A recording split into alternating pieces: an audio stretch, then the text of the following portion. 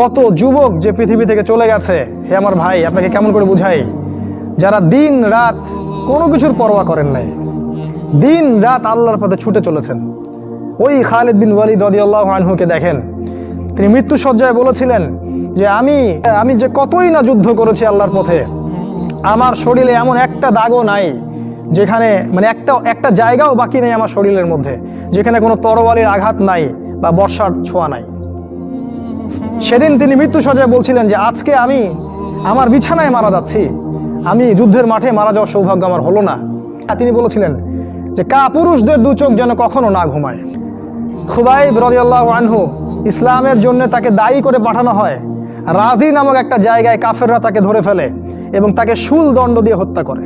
আনহুকে যখন শুল দেওয়া হচ্ছিল, তিনি বলছিলেন, এই কবিতাটা ভালো করে পড়বা, রাহিকুল মাকতুম বই আছে, লাস্তু উবালি হিনা উক্তালু মুসলিমান,